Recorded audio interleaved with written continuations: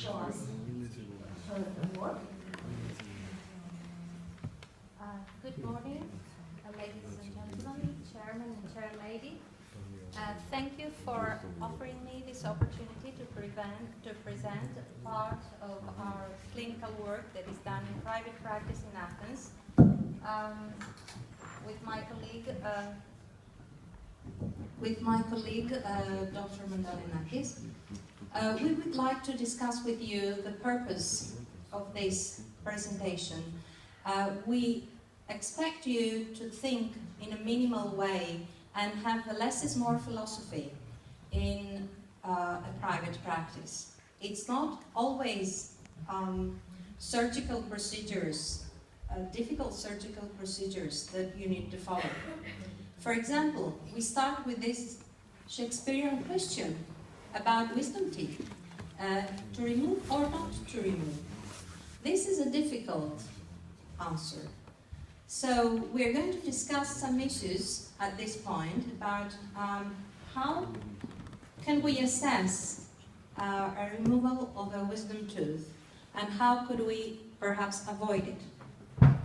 So we deal with the development of the wisdom tooth first, and we have to consider wisdom teeth as an asset, which means an advantage for us because they might be used for prosthetic work later on, or we might as well consider them as a liability, which is very often the case, unfortunately. We have to consider alternatives to removal of these wisdom teeth. They happen to be a difficult thing to do. I've done about 600 of them while working in an oral surgery and orthodontic department in the States many years ago. And we have to consider the timing of the removal, because sometimes a wisdom tooth that needs to be extracted at the end may represent the wrong timing for the patient. He might have to go to a trip, he might have some other social obligations, so he needs not to be in pain. And this is what we should consider about our patients. A treatment approach should be, in extracting a tooth, to assess the difficulty of a removal. The episodes of pericoronitis that the patient suffers from, let's not forget that too many young people, because I mainly treat children and young adults, adolescents and young adults in my practice, and too many young people suffer from pericoronitis. We have to discuss it with the patient. So the patient has to decide whether he wants a tooth to be removed or not. This is a difficult approach, and we could always give him some alternatives in case we can, of course. We have to consider the anesthesia involved, the instrumentation and the technique in the removal of a wisdom tooth. Sometimes we have infected teeth. We cannot really save them in that case if there is periapical radiolucency presence. If there is a mesial inclination of the wisdom tooth towards the second molar, in that case it might cause decay to the adjacent tooth. Pericoronitis should be considered, as we said before, as a symptom that affects quality of living.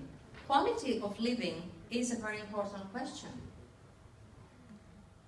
Clinically important correlations have been found from researchers like McGraw between subjects' pericoronitis pain, their lifestyle and oral function. These associations are not often considered by clinicians or policymakers.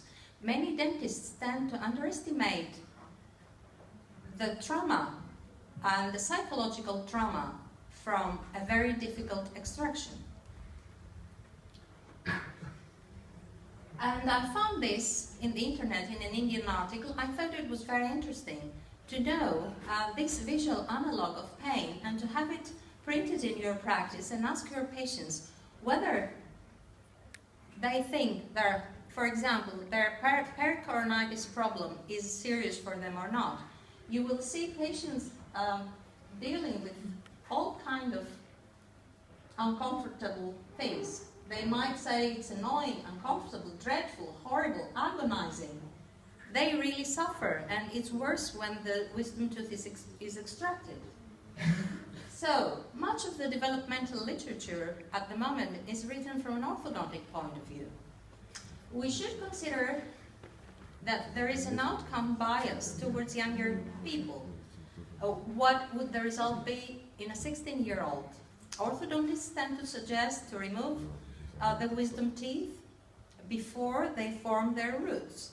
But sometimes they underestimate the development of the lower jaw, which is not easily predicted. The third molar is judged in relation to orthodontic needs, rather than the patient overall needs.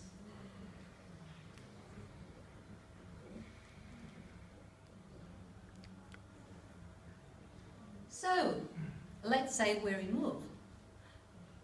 The problem is not over until it's really over. There are complications, post-operative care that needs to be done, documentation about any problem or complication that is involved, and we have to consider this less is more philosophy.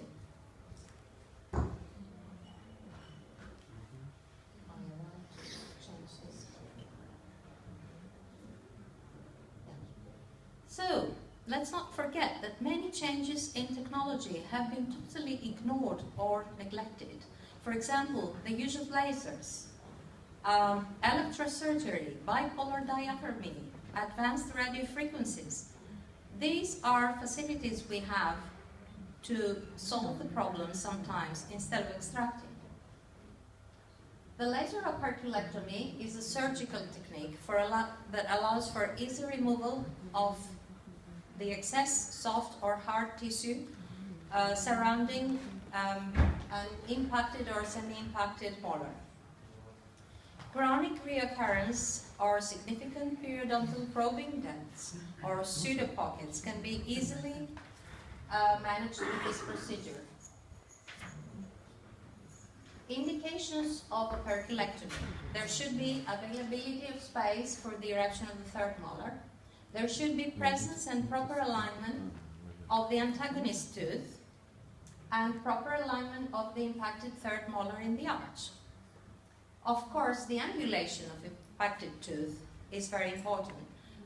Vertical angulation can be much more favorable for us to decide operculectomy. Position depth of the third molar is critical, and prosthetic consideration requirement for third molar is another issue that we should consider.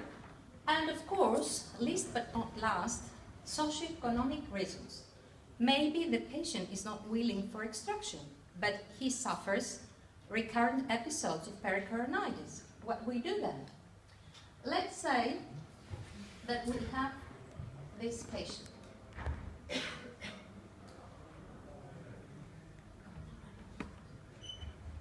This tooth and this tooth, they can be saved, to my opinion. Let's try this one. This can be an asset, but this can be a liability. We need, in that particular case, we need further investigation, maybe with OPT tomography, in order to decide whether this tooth is close to the root of the adjacent tooth. If it's not, and if it's not touching it, we expect the patient to have good oral hygiene and maybe follow the less is more philosophy. Of course, many oral surgeons would be against it, but why not if the patient is not willing to extract? And here is another case where you could consider operculectomy.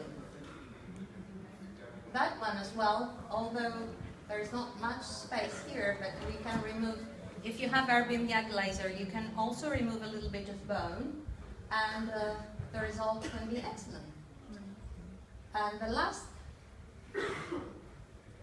well, in that particular case, it's not easy to keep the wisdom teeth, but because the patient needed to go on a trip, we perform operculectomy, explaining to him that there will be a day he will have to lose his wisdom. And we have some clinical examples here to show you.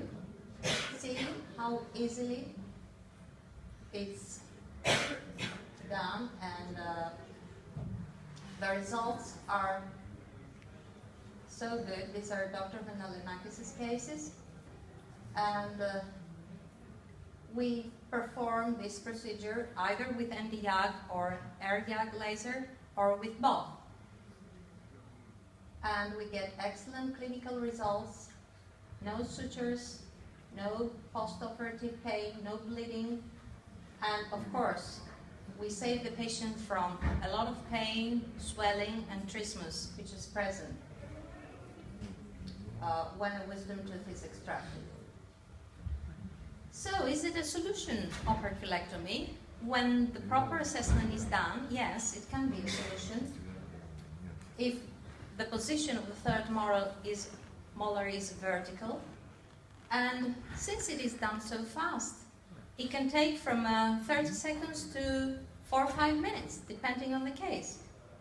It has nothing to do with at least the easiest wisdom tooth to be extracted is about half an hour to 45 minutes.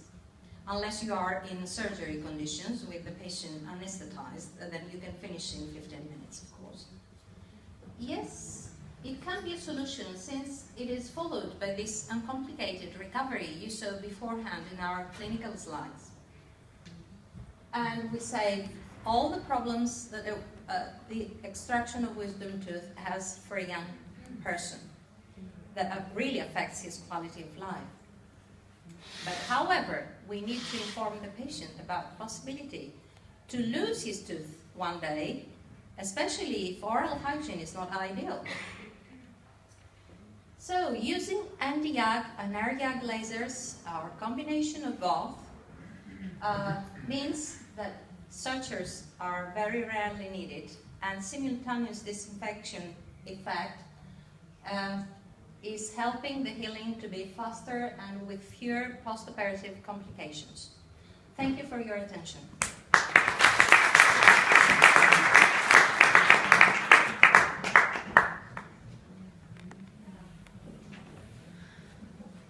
Thank you very much for your presentation.